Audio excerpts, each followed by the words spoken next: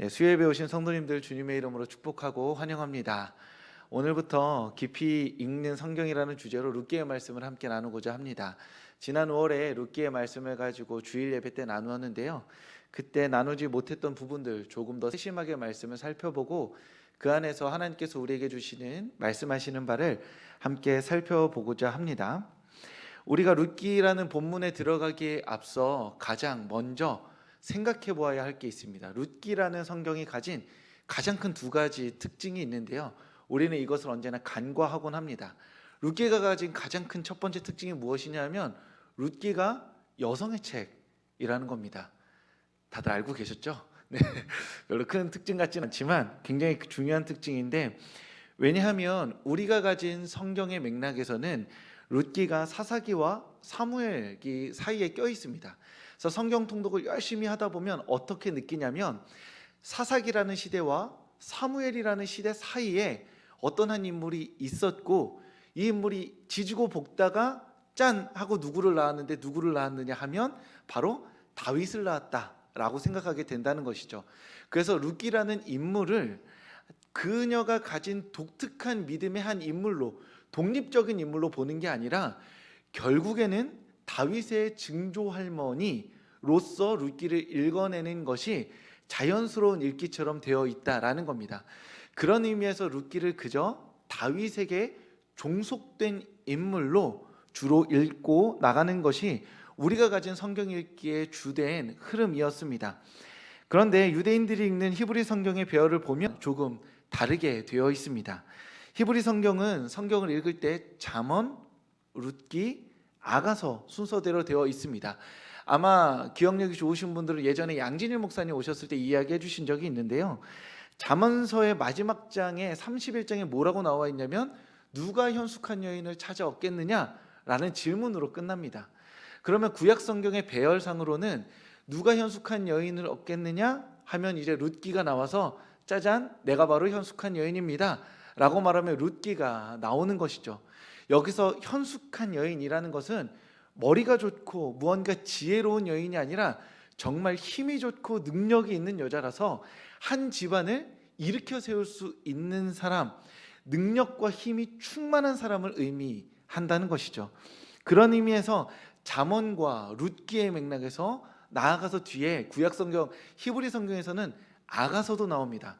그러면 우리가 히브리 성경을 읽는다고 하면 잠언에서는 현숙한 여인이 누구죠? 라고 말하고 룻기에서는 현숙한 여인이 바로 룻이군요 라고 대답하게 되죠.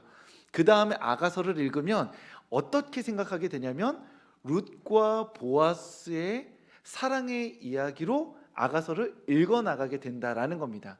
그런 의미에서 우리가 지금 시간대 순서별로 가지고 있는 우리의 성경의 맥락에서는 룻이 다윗의 증조할머니 정도로 시대와 시대 사이에 서 있는 한 사람으로 읽히는 반면에 히브리 성경으로 읽는다면 룻이라는 한 여인을 중심으로 잠언을 읽게 되는 것이고 아가서를 읽게 된다라는 것입니다. 그런 의미에서 룻기라는 것은, 룻이라는 한 여인은 다윗의 종속된 인물이 아니라 하나님께서 믿음의 모델로서, 믿음의 본으로서 한 사람의 여인을 우리에게 제시해 주었다라고 볼 수 있는 것이죠. 한 여성이 있는데 그 여성이 남성 중심 사회에서 그저 다윗의 증조할머니로 소비되어지는 것이 아니라 한 사람의 믿음의 본으로서 남성 중심 사회에서 한 여성이 하나님에게 쓰임받는 믿음의 본으로 어떻게 세워져 나가는지를 보여주는 것이 바로 룻기의 이야기라는 것이죠. 그리고 룻기의 중요한 두 번째 특징이 있습니다. 그것이 무엇이냐면 룻이 이방인이라는 것입니다. 우리 모두 다 알고 있지만 사실 주의 깊게 보지 않는 측면인데요.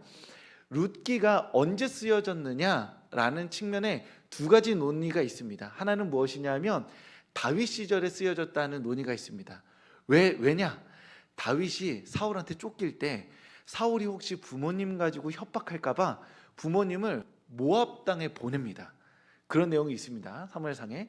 그런데 우리는 그냥 읽으면 그냥 모압에 보냈나 보다 하는데 그 당시의 맥락으로 보면 아무리 그래도 그쵸?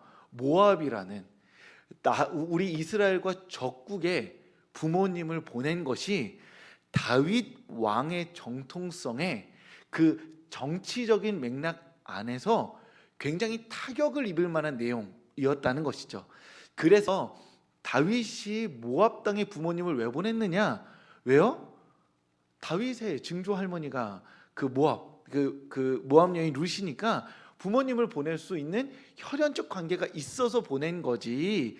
그 모압이라는 적국과 내통한 사람이 아니다라는 측면에서 다윗을 옹호하기 위해서 룻기가 읽히고 쓰여졌다라는 주장이 있기도 합니다. 그런데 그 주장보다 더 타당한 주장이 무엇이냐 하면 룻기가 포로 생활에서 돌아온 다음에 그 시기에 에스라와 느헤미야 시대에 쓰여지고 많이 읽혀졌다라는 주장이 있습니다. 왜냐하면 에스라 느헤미야 시대에 바벨론에서 그리고 아수르의 그 포로 시기에 돌아왔더니 지금 나라가 엉망이 되어 있는 거예요. 어떤 엉망이냐 하면 예루살렘의 종교 지도자들의 아들들과 사마리아의 정치 지도자들의 딸들이 결혼을 하는 겁니다. 이 결혼을 하는 게 사회적으로 세 가지 문제가 됐습니다. 첫째, 신앙적인 변질이 일어났죠. 보통은 남성과 여성이 결혼하면 누가 따라오죠? 남자가 여자를 되게 따라가게 되어 있습니다. 제가 본 많은 경우가 그러합니다. 둘 믿음이 너무 좋아요. 둘 다 믿음이 너무 좋으면 제가 본 경우에는 보통은 믿음 좋은 여성을 따라가는 경우가 제가 보기에는 꽤 많은 확률이었습니다. 그 당시에도 그랬던 것 같아요. 예루살렘의 종교 지도자의 아들이 사마리아의 정치 지도자들의 딸과 결혼하면 우리가 생각하기에는 예루살렘으로 그 여인을 데려오면 되는데 그게 아닌 거죠. 그 예루살렘의 종교 지도자들의 아들들이 입신양면을 위해서 결혼했기 때문에 사마리아 쪽의 미륵을 따라가는 경황들이 많았던 겁니다. 그리고 그 사이에서 아이가 나오면 아이는 누가 키우죠? 어머니가 키우죠. 어머니가 키움으로 말미암아 신앙의 변질이 일어나는 경우가 많았던 것이고, 두 번째로는 이 예루살렘의 종교 지도자들의 아들들이 입신양면을 위해서 결혼을 하고 싶은데 이미 어린 나이에 이스라엘에서 결혼을 한 거예요. 그럼 이제 어떻게 해야 되죠? 출세를 위해서 파혼을 하는 겁니다. 지금 조강지처를 벌이고 사마리아의 종교 정치 지도자들의 딸들과 결혼을 맺음으로써 예루살렘 땅에는 파혼한 가정들, 무너진 가정들이 너무나 많이 있었다는 것이죠. 그리고 세 번째로는 무엇이냐면 남성이 죽으면 그 재산을 여성이, 그 가족이 누리게 되는데 예루살렘에 있는 종교 지도자들의 재산이 사마리아로 넘어가는 그 일들이 많이 발생했다라는 겁니다. 그래서 에스라와 느헤미야 시대에 이러한 문제를 보고 이방인과의 통혼을 금지하도록 만듭니다. 이방인을 혐오해서가 아니라 사회적 문제가 일어났기 때문에 종교적 순수성을 지키기 위해서 이방인과의 결혼을 금지했던 것인데, 언제나 이 금지 규정들은 시간이 지나면 부정적인 문제들만 남기게 되죠. 그래서 결국 그 신앙의 본질은 떠나가 버리고 이방인에 대한 맹목적인 혐오와 그리고 증오만 남게 되었던 것입니다. 이러한 맥락 안에서 이방인들을 혐오하고 증오함으로써 배제하는 맥락 안에서 룻기라는 하나님의 말씀이 그곳 가운데 선포되어졌다라는 것이죠. 누가 하나님의 백성인가? 누가 하나님의 자녀인가? 라고 물을 때 하나님 앞에 신실하고 진실한 믿음을 보이는 룻과 같은 사람이 하나님의 자녀일 수 있다라고 선언하고 있는 것이죠. 오로지 자신의 혈통만을 주장하면서 하나님 앞에 진실한 믿음을 보이지 않는 이스라엘 백성들에게 하나님께서는 지금 너희가 주장하는 혈통이 핵심이 아니라 너희가 보여야 할 진실한 믿음과 본이 있는데 그것을 룻과 같은 이들이 우리에게 보여주었다라고 하나님은 룻을 통해 말씀해주고 계신다라는 것입니다. 그런 의미에서 룻이 가진 이 두 가지 중요한 특징, 여성이면서 이방인이라는 특징을 통해서 하나님은 우리에게 말씀해주고 계신 것이죠. 룻이라는 사람은 여성이라는 사회적 한계, 그리고 모압 여인이라는 출신의 한계, 이 중에 장벽 안에 갇힌 사람이었습니다. 시대적 맥락 속에서 하나님은 이 룻이라는 사람의 이야기를 통해서 하나님의 말씀을 선포하고 사용해 주고 계신 것이죠. 하나님은 어떤 분이시냐, 하나님이 어떤 사람을 사용하시느냐라고 물어보신다면, 하나님은 세상은 자격을 묻지만 세상은 여성이라는 이름으로, 이방인이라는 한계로 그 사람을 내리누르고 배제하고 하나님의 자녀로서 품지 않지만, 하나님께서는 그 중심의 믿음을 보시고 그 한 사람을 사용하시는 분이라고 우리에게 말씀해 주고 계신다라는 것입니다. 그리고 이 룻기를 읽는 우리에게 동일하게 하나님은 말씀해 주고 계신 것이죠. 오늘 우리는 무엇으로 우리를 규정하고 있나요? 나라는 사람을 규정하는 한 구절이 무엇이 있나요? 혹시 세상은 나를 이방인으로, 여성으로, 그리고 이 사회 주류 가치와 문화 가운데 배제된 존재로서 여기며 이미 이 세상 가운데서 탈락한 자로 세상은 우리에게 말할 수 있지만, 하나님은 우리에게 보시고자 하는 것, 우리에게 보시기 원하시는 것은 바로 하나님을 향한 진실한 믿음과 사랑이라는 것입니다. 성별, 학력, 나이, 그리고 지난날의 어제가 우리를 규정하도록 내버려 두는 것이 아니라, 오늘 우리가 가진 조건이 아니라 우리를 부르신 하나님의 소명이 우리의 인생을 규정하고 만들어 나갈 줄 믿습니다. 어제까지의 우리의 삶, 오늘까지 살아낸 우리의 삶이 우리의 삶을 규정하고 정의 내리는 것이 아니라, 오늘 주님 앞에 하나님, 나를 향한 주님의 부르심이 무엇인지 묻고 주님 앞에 진실한 사랑과 믿음을 드리는 오늘 우리의 결단이 내일의 우리를 만들어갈 줄 믿습니다.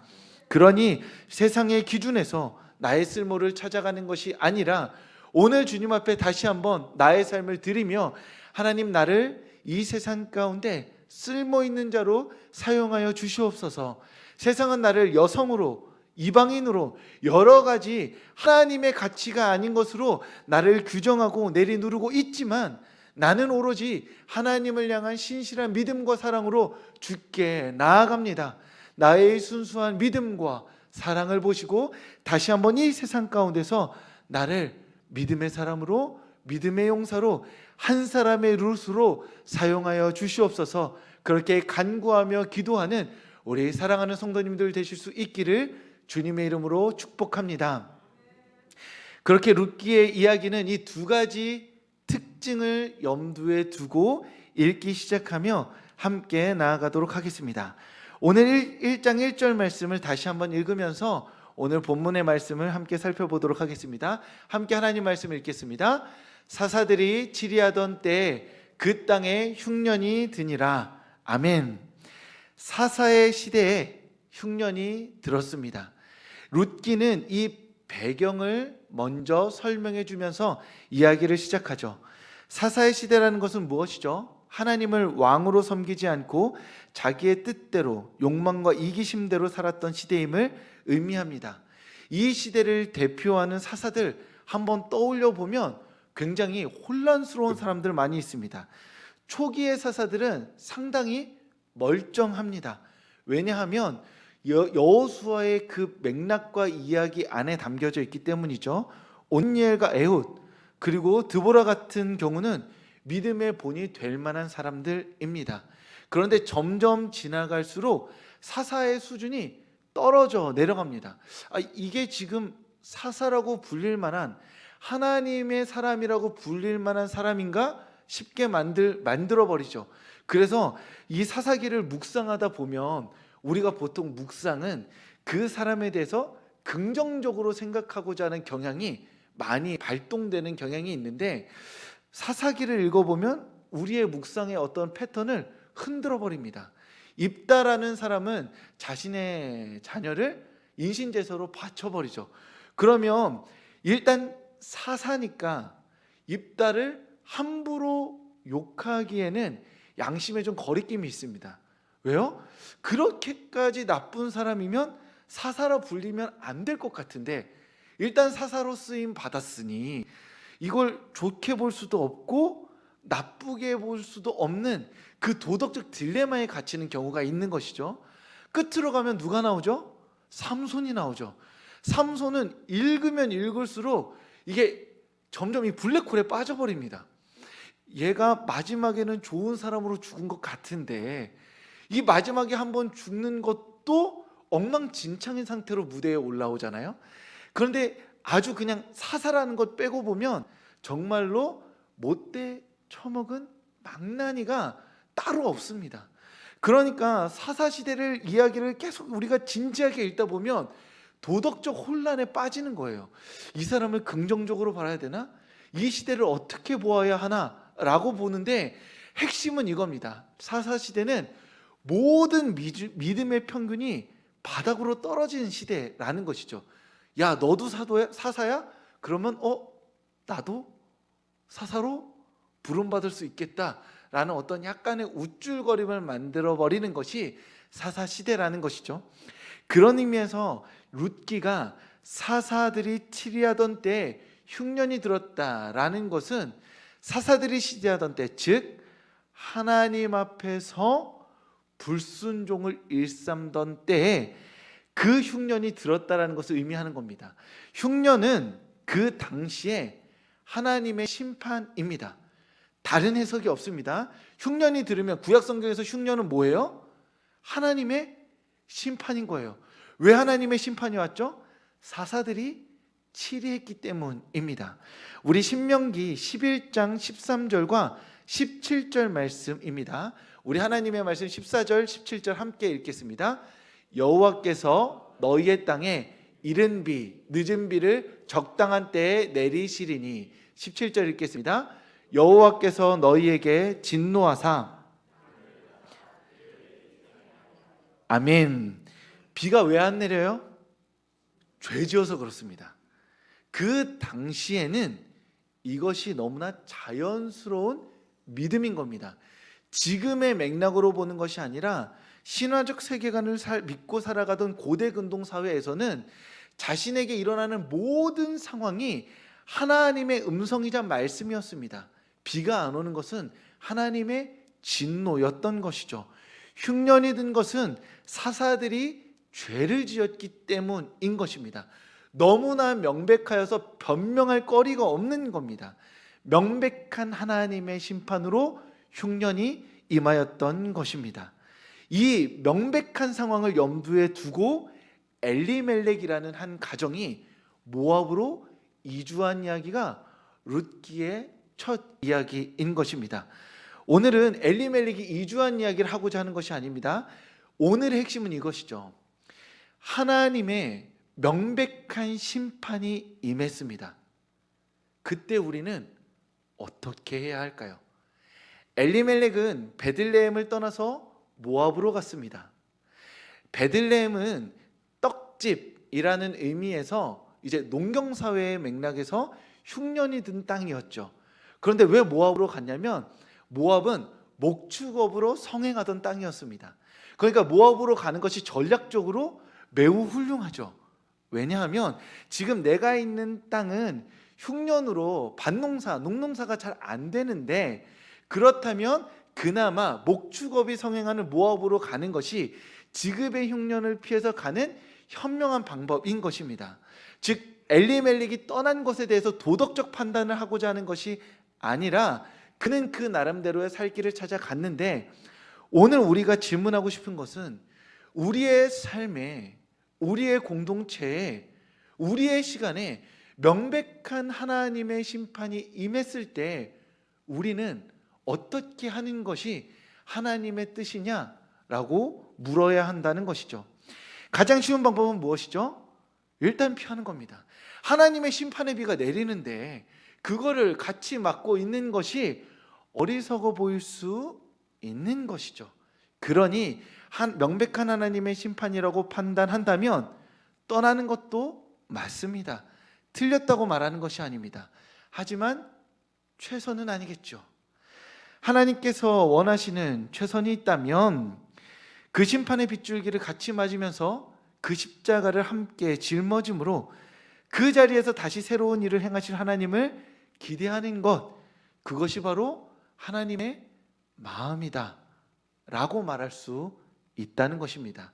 이 엘레멜렉의 이야기를 잠시 뒤로 하고 명백한 하나님의 심판의 시간에 우리의 행동과 태도를 어떻게 해야 되는지를 묻고 있는 것입니다.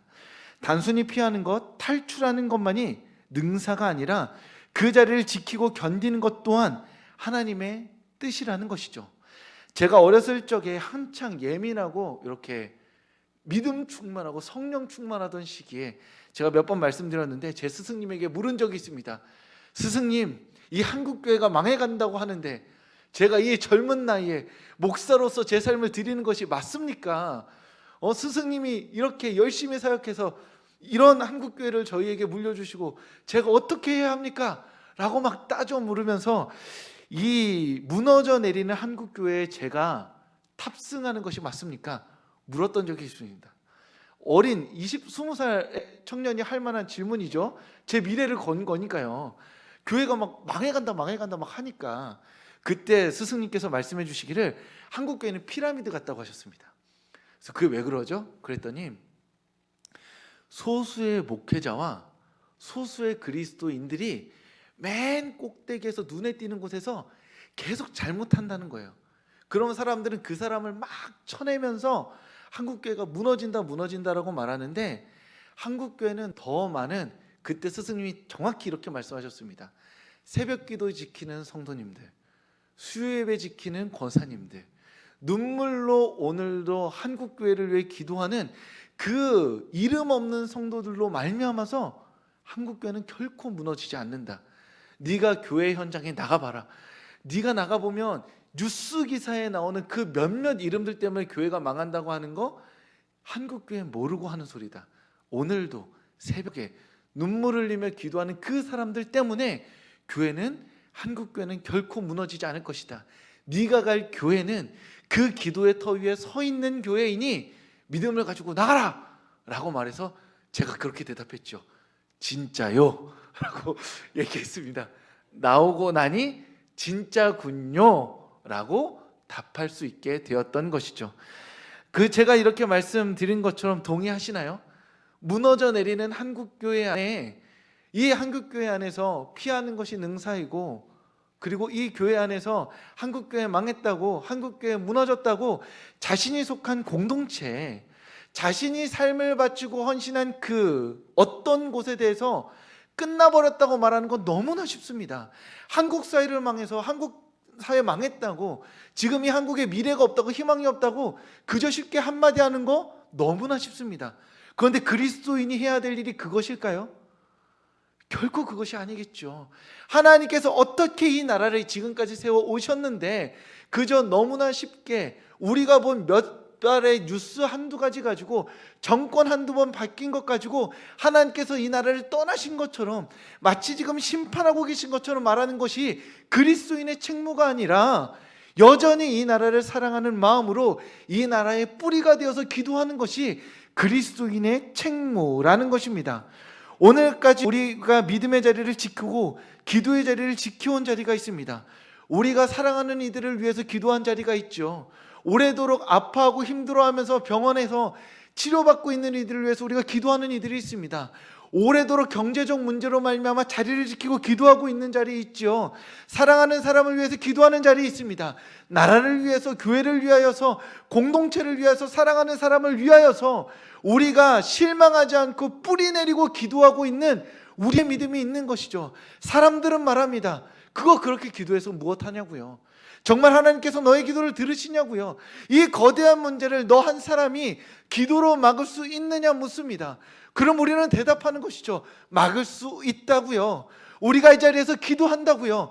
이 하나님의 심판처럼 보이는, 하나님의 뜻이 떠나버린 것 같은 이 삶의 자리에서 우리가 기도로 자리를 지킨다면 언젠가 하나님께서 이 땅 가운데 새로운 역사를 일으키실 줄 믿고 나는 이 자리를 지키겠노라고 믿음으로 고백하는 한 사람의 성도님들 되실 수 있기를 주님의 이름으로 축복합니다. 사랑하는 이의 구원을 위해서, 아픈 이의 회복을 위해서, 교회의 회복을 위해서, 깨어진 관계를 위해서, 이 나라와 민족을 위해서 기도의 자리를 지키고 포기하지 않는 우리를 주님께서 기억하실 줄 믿습니다. 이 세상의 죄를 나의 죄로 여기고, 이 세상의 십자가를 나의 십자가로 여기고 가슴 치며 기도하는 우리를 하나님께서 기억하여 주시고, 우리가 뿌리 내리고 있는 그 기도의 자리에서 우리의 기도에 응답하시고 하나님 영광 받아 주실 줄 믿습니다. 그러니 오늘도 이 기도의 자리에 나오신 성도님들, 다시 한번 우리의 믿음을 다하여서 하나님께 기도하는 성도님들 되시기를 바랍니다. 다 끝났다고, 다 무너졌다고, 더 이상 어떠한 일도 일어나지 않을 것이라고 말하는 이 세상과 사람들 앞에서 다시 한번 우리가 굳건하게 서서 하나님, 명백한 하나님의 심판으로 보이는 그 모든 삶의 자리에서도 포기하지 않겠습니다. 그 심판의 비를 함께 맞겠습니다. 오래 황폐한 이 땅에 하나님께서 하실 일을 내가 기어코 보고야 말겠습니다. 그러니 이 자리에서 기도하는 나의 기도를 사용하여 주시옵소서. 그렇게 간구하며 기도하며 믿음으로 기도의 고백을 올려드리는 성도님들 될 수 있기를 주님의 이름으로 축복합니다.